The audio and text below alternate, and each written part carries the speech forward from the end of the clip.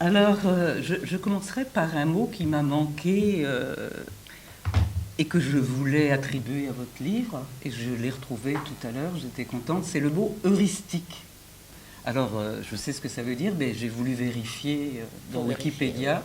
Et alors, ça veut dire qui sert à la découverte. Donc, je trouve que c'est vraiment un livre heuristique. Voilà. Oui, oui. Mais oui, parce que tu disais, Delia, pour que la psychanalyse soit toujours la psychanalyse, mais c'est une psychanalyse ouverte vers quelque chose qu'elle devient. Voilà. C'est pas pour qu'elle reste pareille. Enfin, c'est mon point de vue, vous direz. Voilà. Donc, l'ouvrage que vous nous offrez contient de l'air, du souffle. Le vent se lève, il faut tenter de vivre, écrit Paul Valéry. Trouver une issue pour s'arracher au sortilège de la scène traumatique, c'est l'objet du premier article de ce livre, article écrit pour la revue Ornicart en 1980. Non, pas Ornicart. Alors dites. C'est Bloc-Notes. Pardon. Absolument. En Suisse.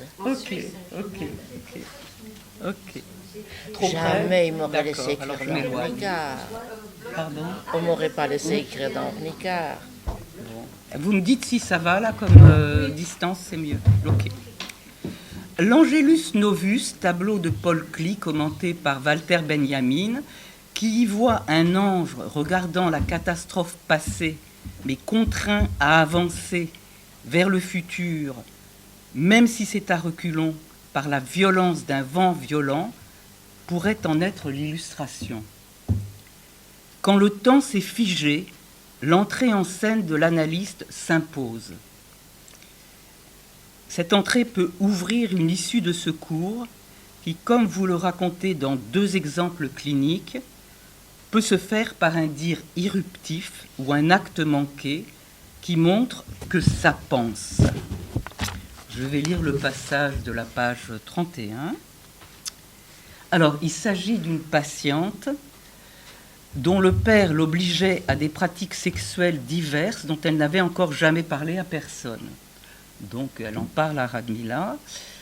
Et c'est répétitif, évidemment. Elle a beau raconter, fabriquer des scènes, etc. Rien ne bouge. Et un jour, Radmila, n'en pouvant plus, lui dit, donc ces scènes sexuelles se passaient dans la cave, elle lui dit « J'en ai assez de cette cave, je n'en peux plus ». Silence, puis d'une voix calme, la patiente a interprété, vous a interprété. C'est exactement ce que je n'ai pas pu dire à mon père.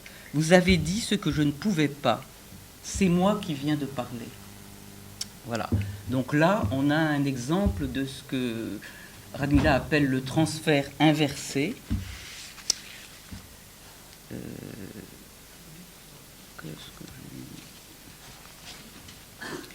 Le trauma laisse une trace, mais l'entrée en scène de l'analyste qui accuse réception de la stase délétère que le flux de la pulsion de vie pousse... Pardon, je me suis trompée. L'entrée en scène de l'analyste fait que la stase délétère peut se transformer en une pulsion nomadiste.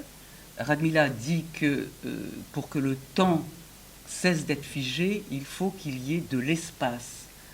Particulièrement, ça m'a intéressée parce que je n'avais pas pensé au nuage du temps et de l'espace de cette manière-là. Effectivement, il faut de l'espace pour que la scène puisse être imaginable, qu'elle puisse être figurable. Le temps a besoin de l'espace qui offre aux affects un lieu pour se figurer, se représenter, faire passer, nous dit Radmila Zygoris, alors parfois du drame à la tragédie, mais parfois le drame est plus intime, la tragédie plus collective, mais parfois c'est le contraire. C'est faire passer de la tragédie au drame. C'est quelque chose dont j'aimerais peut-être que vous précisiez les choses plus tard. Le drame est du côté du singulier, la tragédie est du côté du collectif, du politique. Elle ouvre sur l'espace j'allais dire, de la rue, qui est un des chapitres qui m'a particulièrement plu. La tragédie, ça comporte du mythe.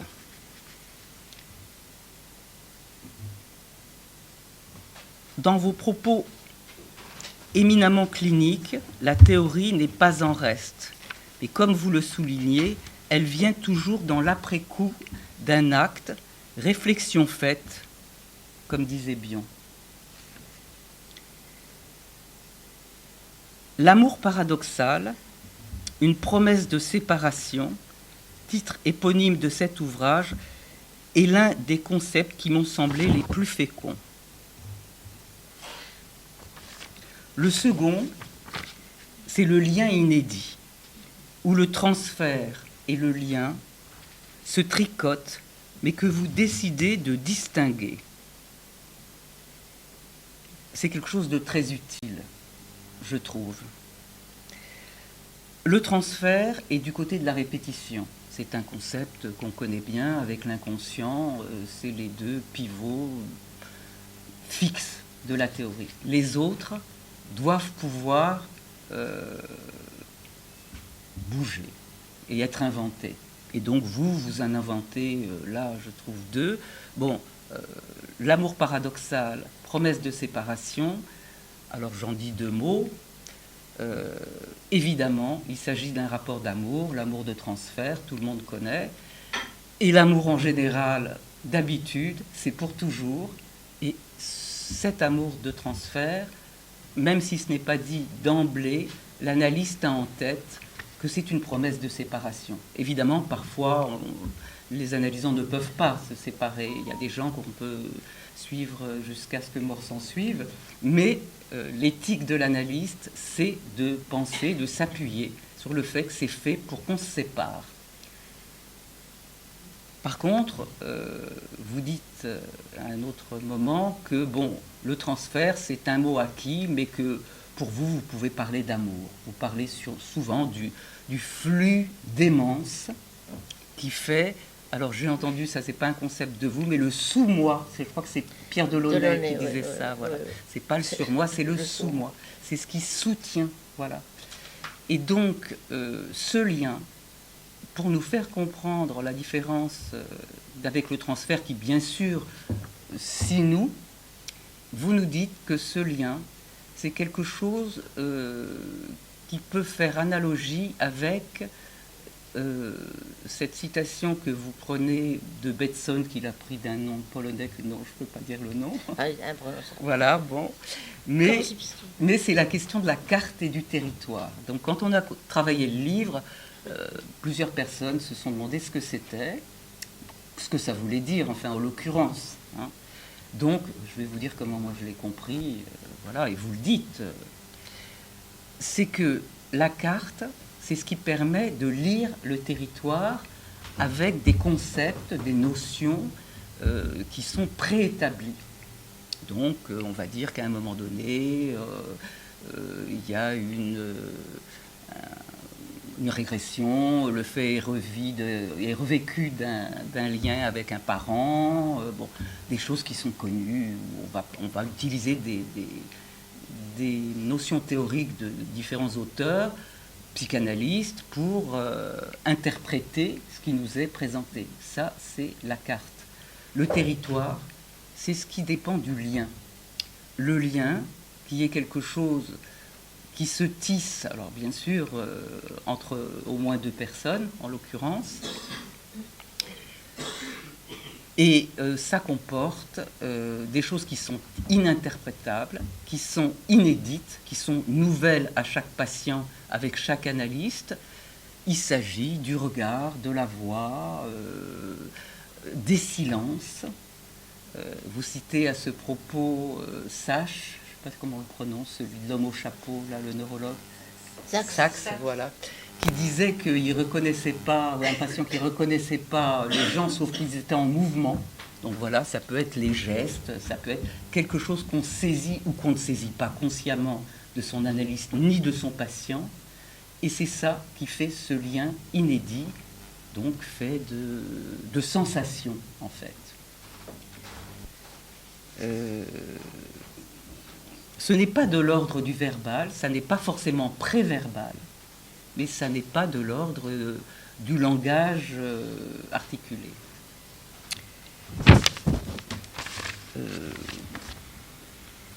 Pour vous qui avez traversé plusieurs pays et parlé plusieurs langues, Freud, Lacan, Ferenczi, Winnicott, Searle et d'autres sont autant de figures tutélaires que vous faites se rencontrer dans un passage que j'aimerais lire tout à l'heure parce que je le trouve particulièrement jubilatoire. Donc j'en profite pour dire que le concept de jubilation est quelque chose non seulement dont Radmila parle, mais c'est quelque chose qu'on ressent en lisant le livre. C'est quelque chose qui nous porte. La pulsion de vie est fondamentale. Et vous dites que, contrairement à ce qui a été dit, l'homme n'est pas un être pour la mort, mais un être pour la vie. Et c'est absolument la vie qui vous guide en toutes circonstances.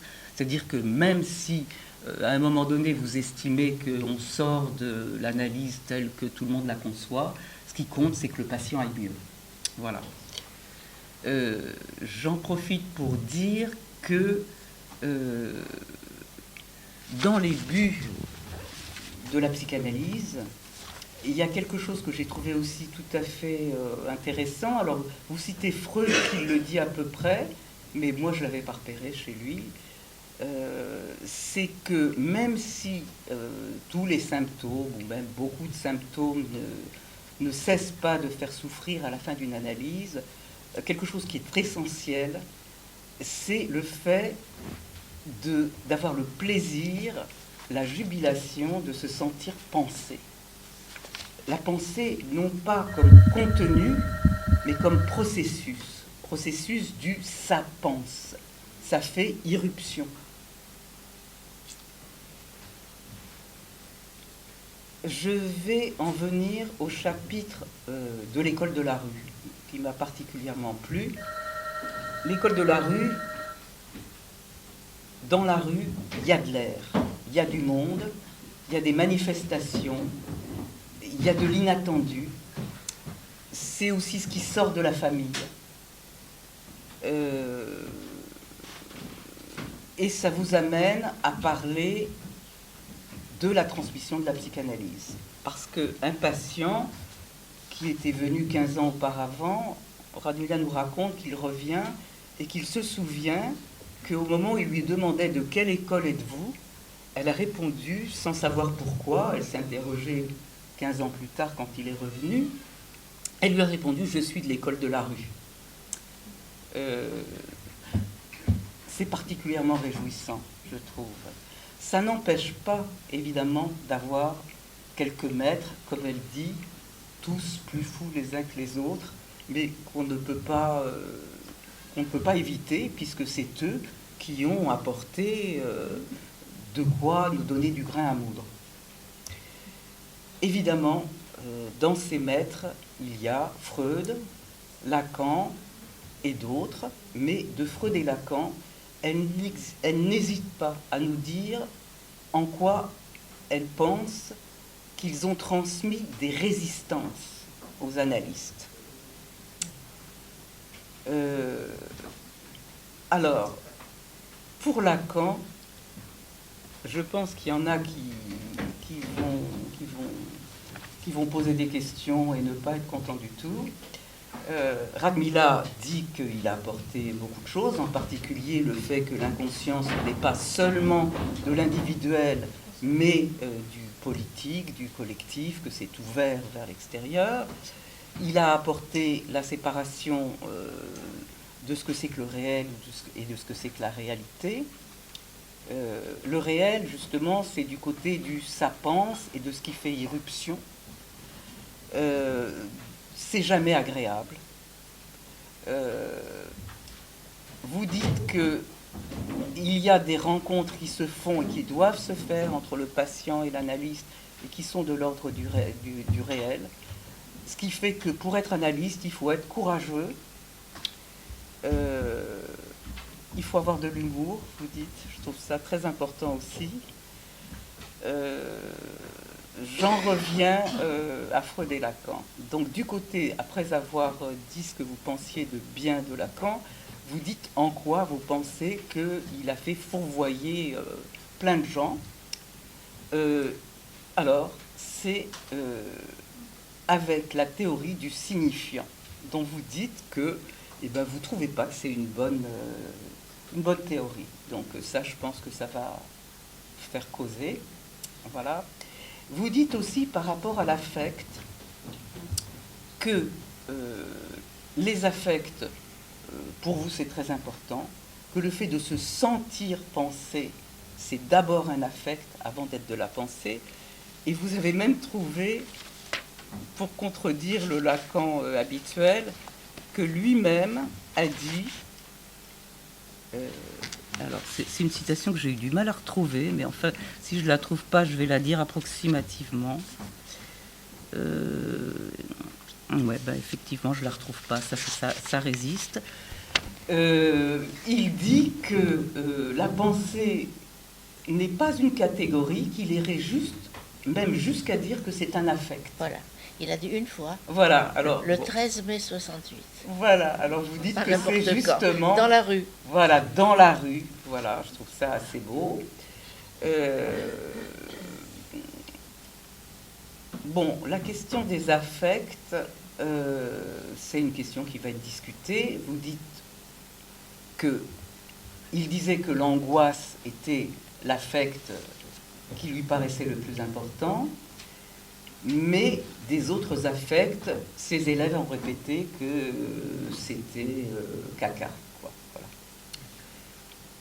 Voilà.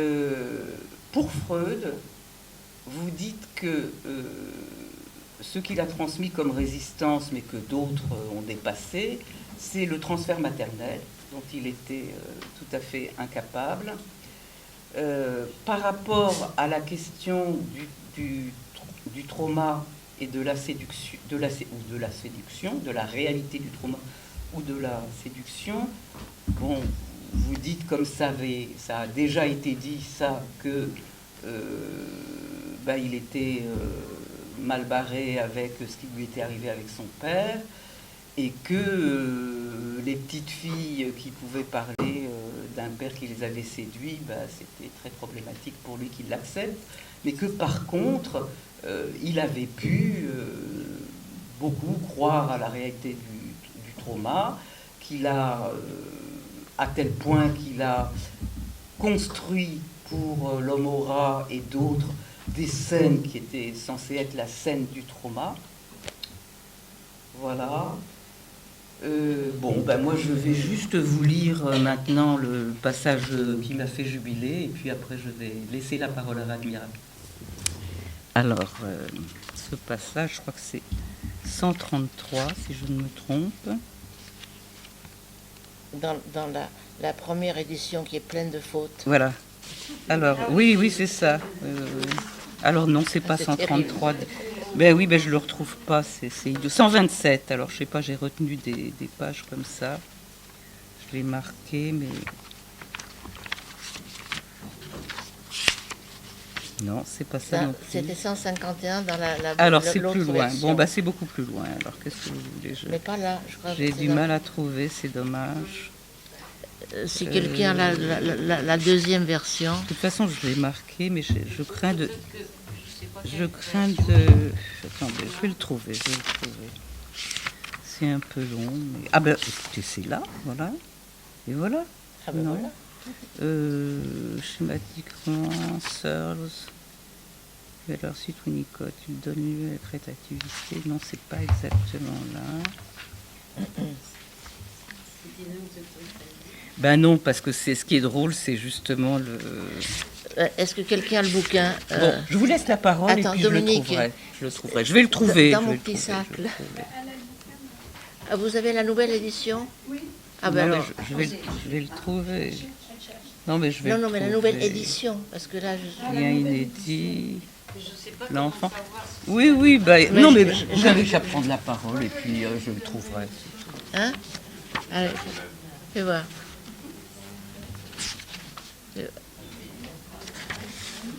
Voilà, c'est la nouvelle édition.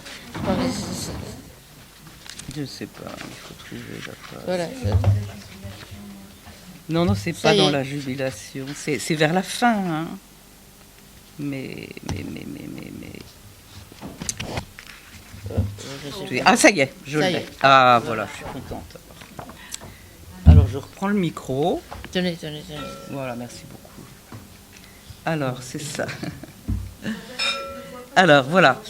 Mon propos ne réside donc ni dans l'œcuménisme, ni dans un mariage de raison, mais dans un happening imaginaire où des rencontres scandaleuses auraient lieu, où passeraient des courants érotiques, des liens véritables entre Freud, Mélanie Klein, Lacan, Searle, Bleger, Ferenczi, Winnicott, Balin, Benedetti et bien d'autres encore, où on leur appliquera à leur tour ce que chacun d'eux voulait promouvoir pour ses propres patients. Ainsi, nous lirons Freud avec ses 3 instances, qui nous parlera du ça de Freud en lutte contre sa pulsion de mort. Mais Ferenczi lui donnera un baiser sur la bouche. Lacan aura dans notre lecture des séances courtes, des signifiants magnifiques avec un cocktail Molotov réel contre l'IPA imaginaire. Ferenczi sera l'enfant chéri, enfin détraumatisé. Mélanie aura 2 bons seins et le mauvais, on le donnera à Anna. Searle rendra fou son propre père. Bleger prendra de l'acide pour faire péter le cadre. Winnicott jouera avec le petit Hans et le pénis du cheval sera son objet traditionnel. Balint ira régresser chez Lou Andréas Salomé. Benedetti sera schizophrène à la campagne chez Lacan. Et nous, on sera libre d'inventer la psychanalyse du siècle prochain et la voix qui hante nos cabinets cessera de psalmodier pour chanter enfin l'inédit.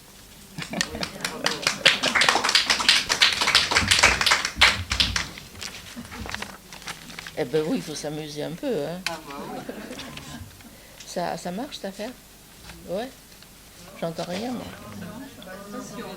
Alors peut-être je l'ai fermé sans faire là, exprès. C'est mieux? Ah oui. Là, ça marche. Ben, je sais pas par où commencer. Hein, parce que... Vous voulez, vraiment. L'histoire du territoire et de la carte, c'est Korzybski qui avait ce truc-là.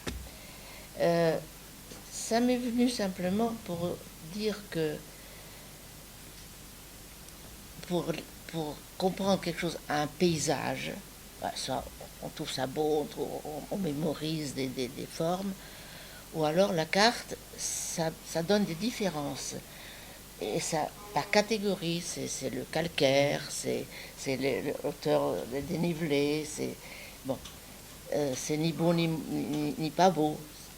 Et que je me suis souvent dit que la théorie, c'est un équivalent de carte, et que la réalité de nos psychés, c'est un équivalent du territoire. Et le danger dans lequel on est tout le temps, c'est de regarder la carte et d'oublier le territoire, et tout à coup de regarder et que ça ne correspond pas du tout. C'est ça que ça me fait souvent quand je lis la théorie. Et je me laisse embarquer parce que c'est intéressant, parce que c'est bien pensé.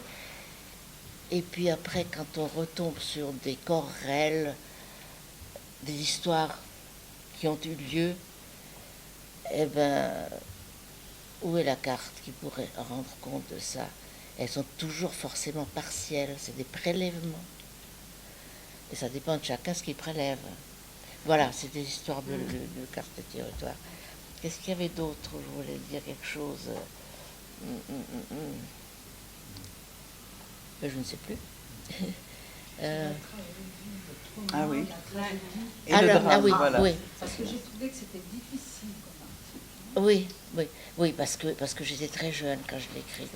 Alors j'ai voulu faire ça Ouais, avant. Ah ben bon, forcément. Il faut que vous approchiez un peu plus. Oui, je veux dire que je l'ai écrit, j'étais... Ah oui, comme ça. Ça, Je sais pas, j'ai appuyé là du coup. Ah oui, voilà. Ça va mieux? Oui, voilà. Oui, c'était un de mes premiers articles, donc j'ai voulu faire savante quand même.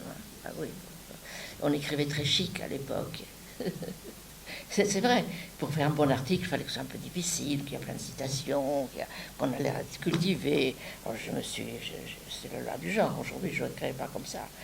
Mais c'est vrai que on a tendance, je pense que quand même, une analyse, si déjà on fait la différence entre analyse et psychothérapie, elle touche, elle met le sujet au cœur de la tragédie. Et la tragédie, c'est peu de choses. Parce que les drames, c'est le drame bourgeois. Hein, c'est il m'a trompé, ma mère ne m'aime pas, ma soeur a eu un bon sein, machin truc. Bon, c'est la vie courante et c'est du drame. Mais pour que ça accède à la tragédie, il faut que ça s'épure un petit peu quand même et qu'on reconnaisse qu'on n'est vraiment pas tout seul, que ça touche tout le monde. Il y a très peu de choses qui touchent tout le monde, enfin qui sont les mêmes. Je pense effectivement que quand on sort de ces drames quotidiens, mais même quand ils sont horribles, hein, il y a à un moment donné, je pense que si ça existait une fin d'analyse, c'est qu'on accède au niveau du tragique. Le tragique, c'est peu de choses. C'est l'inceste, c'est le meurtre, c'est le cannibalisme. Pas beaucoup de choses finalement. On les pratique pas tous les jours, c'est vrai. Et que le reste, alors aujourd'hui, ce que je vois débouler, c'est que tout est trauma. Voilà, on s'est fait mal, on a été insulté, on a perdu son boulot. C'est moche, c'est horrible, c'est du drame. Et est-ce que le trauma, justement, est-ce qu'on peut se sortir de cette espèce de fascination qu'exerce le trauma, la scène traumatique, qui fait qu'on y revient et qu'on y revient et qu'on y revient, et ça devient la cause unique de tous les maux qui suivent, ben on a peut-être mieux à faire. Et ça, aujourd'hui, c'est quasiment indicible. Parce que tout est connoté de trauma. C'est pas qu'il en manque, hein, mais je veux dire, tout ne peut pas faire trauma, tout ne doit pas faire trauma. Jusqu'où on répète. C'est aussi qu'à un moment donné, c'est une paresse intellectuelle. J'ai eu telle et telle enfance, donc je peux faire telle et telle chose. Oui, une fois que tu l'as pensé, une fois que tu l'as dit, une fois qu'on a fait le tour, stop. Ça doit s'arrêter un jour. Voilà. Mais ça ne s'arrête pas pour plein d'autres raisons. Et c'est pas ce soir que je peux les... Mais c'était il y a très longtemps de ça. Et en même temps, c'est là-dedans que je raconte l'histoire de c'était une jeune femme qui... C'est vrai que c'était entre drame et trauma, entre drame et tragédie, parce que, bon, elle a été incestée par son père, était petite. Hein. Ça se passait en Allemagne, elle était allemande. Sa mère est morte en couche, et elle, elle était élevée par son père, elle et ses frères et sœurs étaient la petite dernière, donc sa mère est morte en accouchant d'elle. Et c'était un très bon père. Il s'est remarié, il a eu d'autres enfants, et puis il s'est mis à faire des attouchements. Et ça se passait dans la cave. Et tout ce qui lui arrivait dans la vie, oui, c'était comme dans la cave. Oui, c'était comme dans la cave. Oui. C'est là où, à un moment donné, je dis stop, j'en ai marre de cette cave. Sortons. Et là, elle a eu la bonne interprétation. Je n'ai pas pu dire à mon père stop, j'en ai marre de la cave. Et je pense que les vraies interprétations, elles se passent souvent dans cet espace où c'est analystes et analysants qui disent presque la même chose à un moment donné, où l'analyste dit, mais sans savoir ce qu'il dit vraiment. Voilà. Bon, est-ce qu'il y a d'autres choses? Eh ben, là, moi, je voulais que vous parliez dire un peu pourquoi vous pensez que la théorie du signifiant n'est pas quelque chose d'heuristique. Alors d'abord, ça me vient d'une chose un peu spéciale, c'est là je cancane. J'ai traduit il y a très très longtemps le bouquin de Jacobson qui s'appelle Aphasie et langage enfantin. Et déjà l'histoire du signifiant, quand on fait de la linguistique, ben, c'est pas comme Lacan il en parle.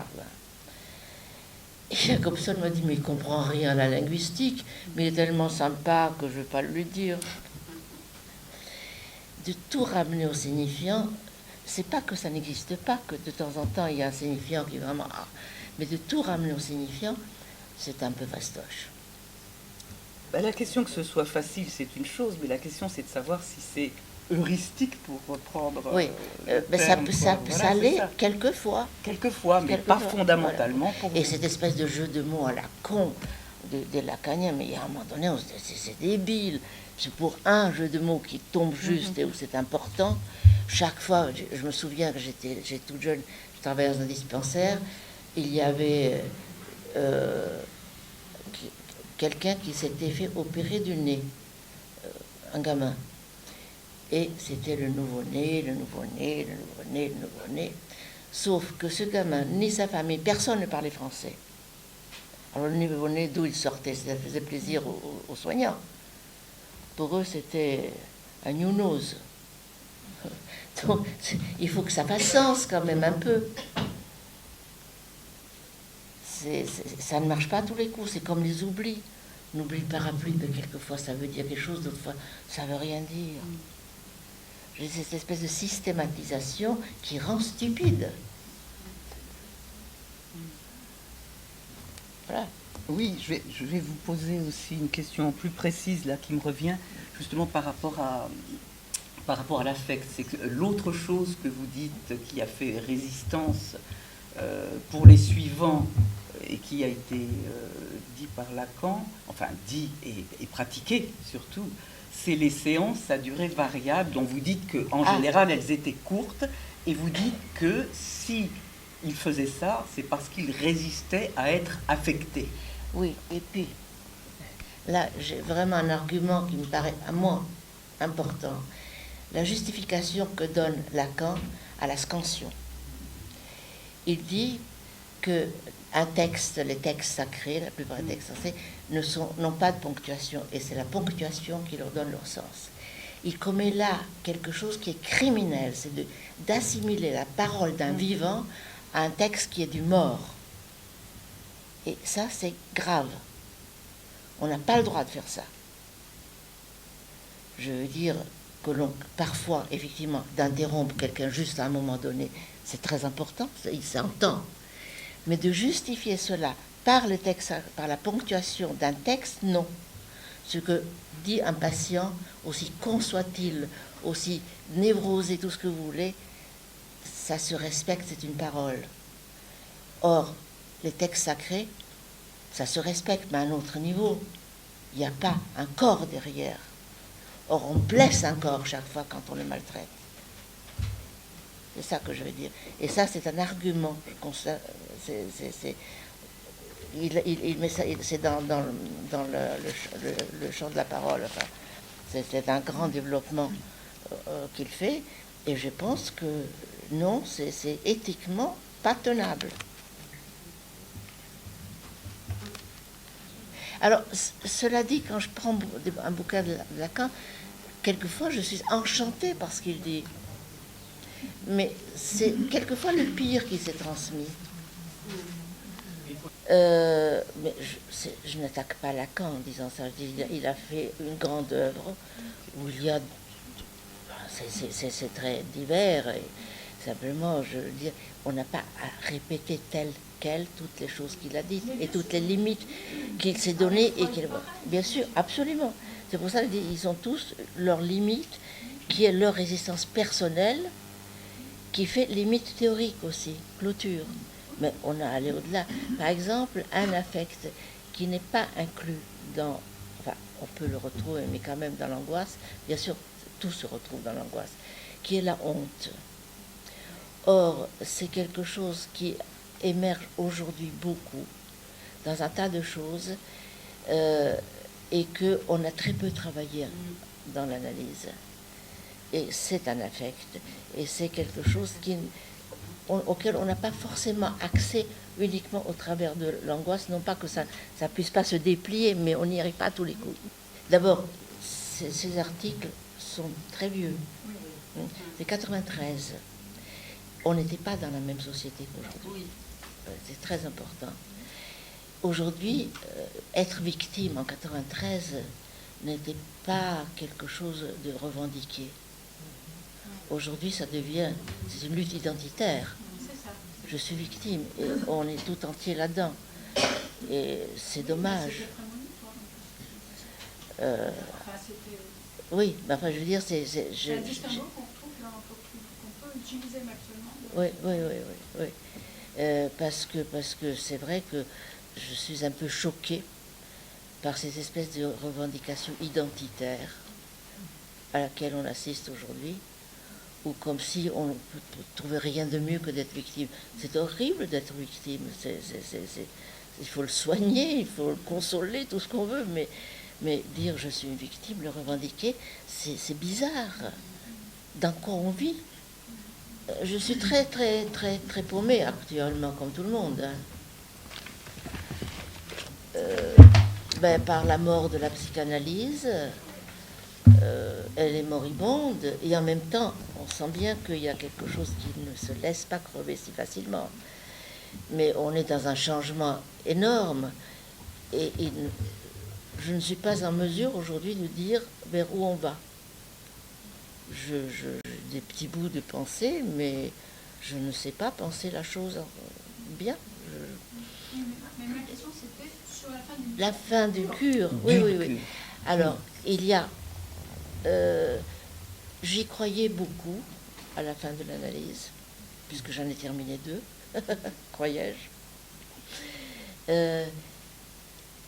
Si on voit l'analyse comme un processus, donc, d'un point de vue de la carte, donc, il y a des choses qui se passent, il y a des moments, il y a des progressions, il y a des moments de castration, il y a tout le tralala. Quand l'analyste y croit, il faut qu'il y croit, que ça ne va pas lui tomber dessus, hein, parce que ce sont des repères imaginaires pour lui, hein, et que de temps en temps il voit que c'est confirmé, notamment par exemple, je me souviens, quand Lacan avait découvert la passe, j'avais à ce moment-là des patients qui tout à coup, ils allaient relativement bien, ils s'acheminaient vers la fin de l'analyse. Bon, à l'époque, elles étaient beaucoup plus courtes, les analyses. Et tout à coup, ils commençaient à me parler de la dépression, de la chute des idéaux.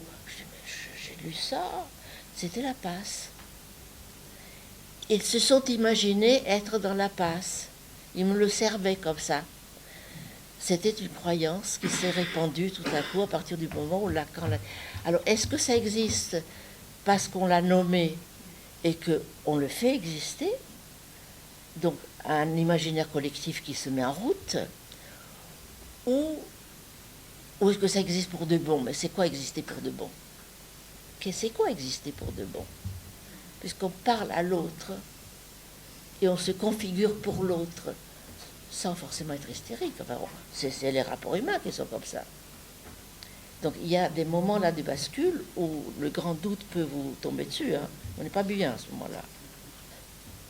Donc, est-ce qu'une analyse a une fin?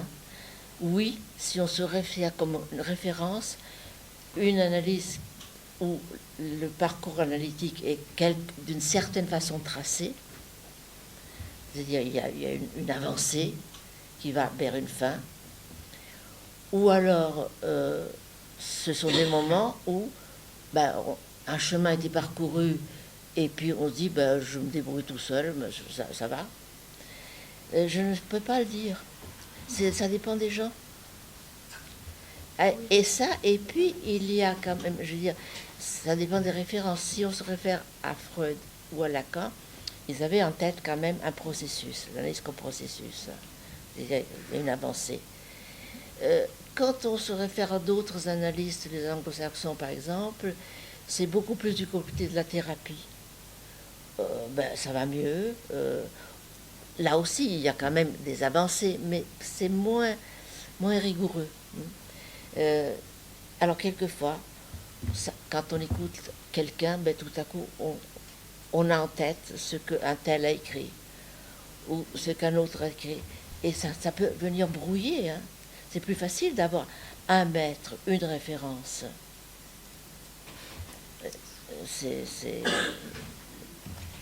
Voilà. Certains jours...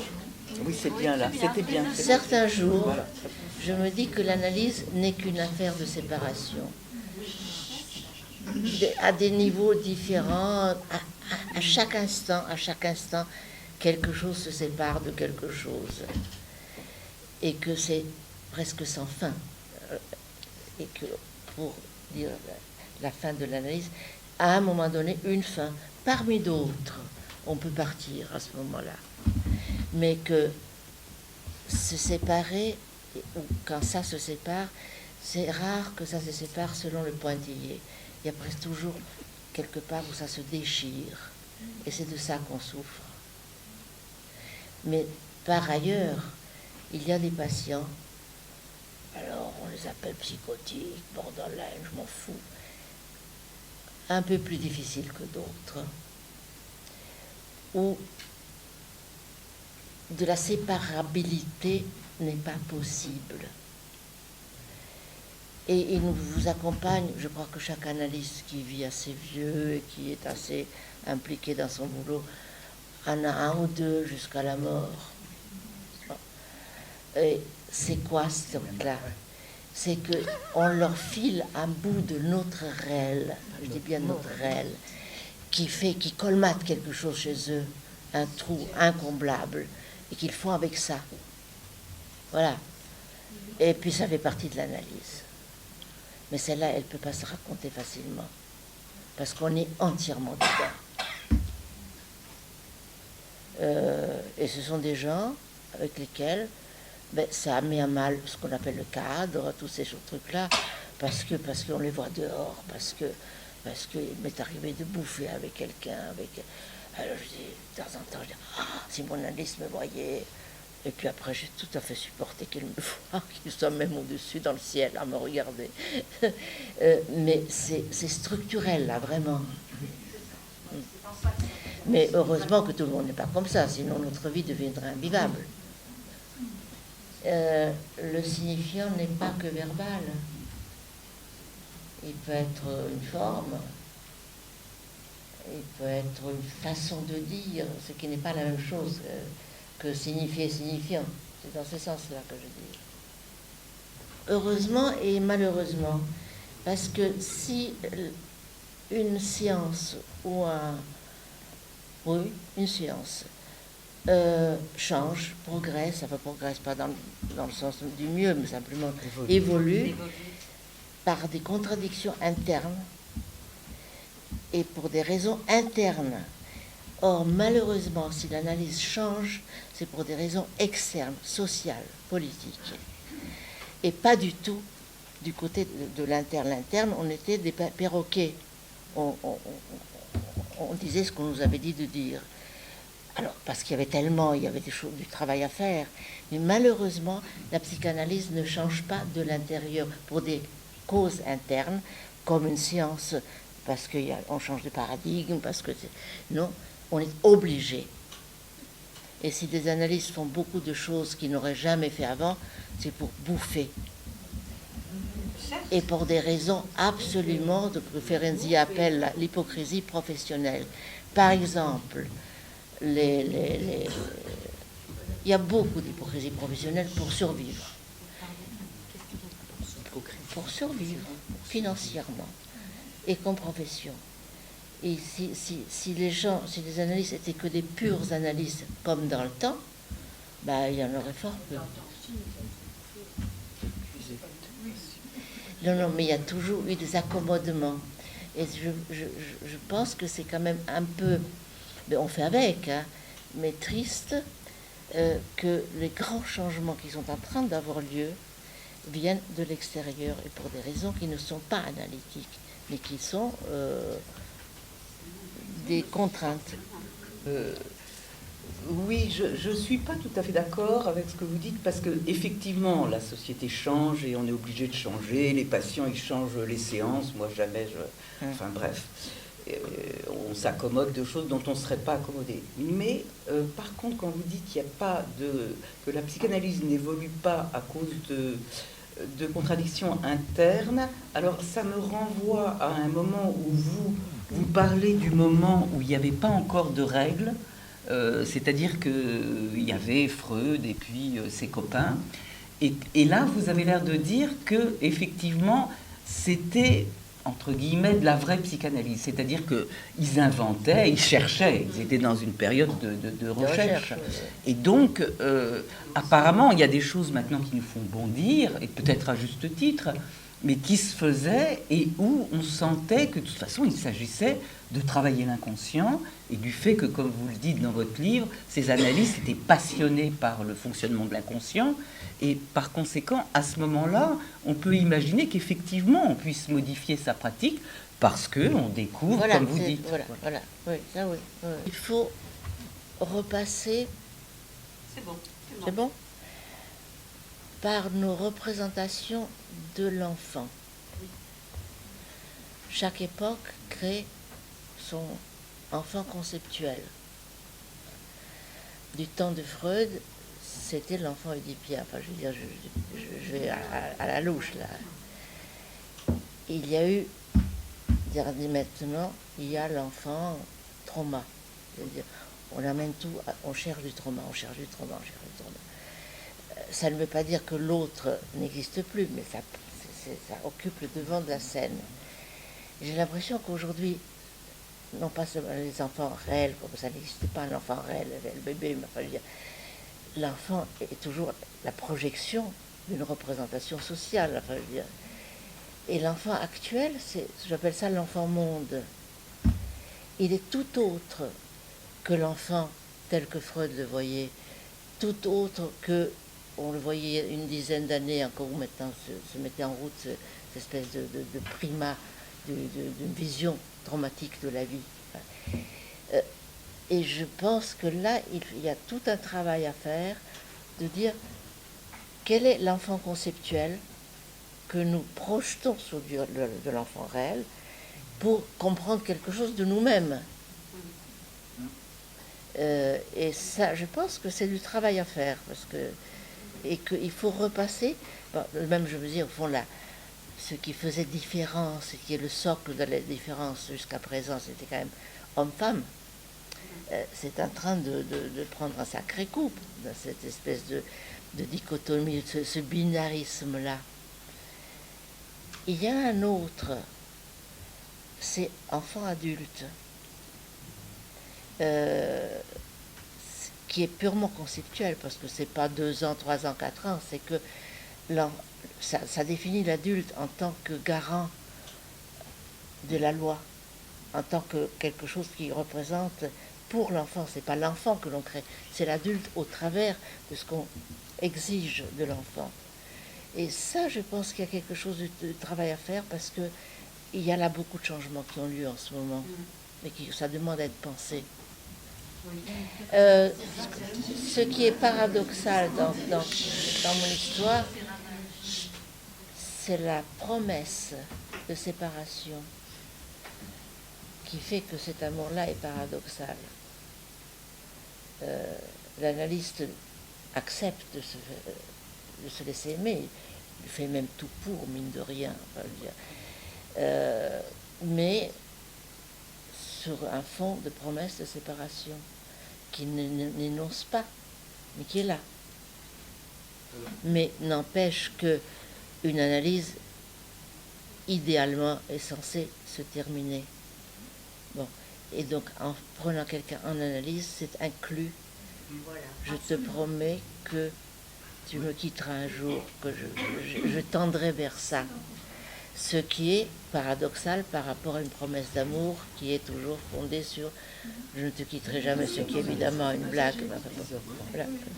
Je voulais quand même insister sur le fait que... Non, pas du tout. À chaque Mais c'est pour ça que je dis que toute analyse il y a toujours de la séparation. Évidemment. Mais il y a ceux qui peuvent aller jusqu'à un certain point, d'autres pas. Voilà. Donc ce que je veux dire, il y a un comme si dans l'analyse. Il y a un comme si on était dans des relations endogamiques, alors que analysant et analyse sont des parfaits étrangers. Rien n'interdit qu'ils couchent ensemble, pour prendre cet exemple trivial. Si ce n'est que c'est une règle de jeu. Et cette règle est fondamentale parce que si elle tombe, on n'est plus dans le jeu et puis tout s'arrête. Ou alors ils vont vivre ensemble, mais on s'en fout. Mais enfin, je veux dire, c'est pas la question. C'est que donc ce qui est transféré de la scène commune à la scène analytique, c'est un transfert qui n'est pas inhérent au fait que un monsieur ou une dame reçoit quelqu'un qui sont des étrangers et qui ne doivent pas faire grand-chose ensemble, si ce n'est parler. C'est le comme si, donc c'est l'interdit qui est transféré, pardon. C'est ça que je voulais dire. Et ça, c'est une règle de jeu sans laquelle on ne peut pas jouer. Et c'est là où Winnicott a raison quand il dit que finalement l'analyse est un grand jeu de notre civilisation occidentale que Freud a inventé. Oui, effectivement. Je pense que ce qui nous tient tous aussi comme analystes, c'est que là, c'est quelque chose de totalement inédit comme lien. C'est-à-dire où on se rencontre, on parle, il y a peut-être de l'amour, de l'amour. Et moi, ce qui me fascine toujours, c'est qui on est dans l'analyse. Je me dis toujours, au fond, ce qui me plaît, c'est que je suis à la fois moi et pas moi. Et c'est ça qui est bien, et c'est avec ça qu'on travaille. Pas vraiment moi, parce que si moi, ça ne marcherait pas. C'est qu'on est à la fois moi et pas moi. Et je trouve que c'est une relation passionnante, inédite. Tout à fait inédite, on peut dire aussi, et qui fait la psychanalyse, c'est ça. Ouais. Oui, absolument. C'est vrai. Bon, on va s'arrêter pour prendre maintenant le buffet. Va avoir lieu. Ben oui. Il va avoir lieu. Merci beaucoup.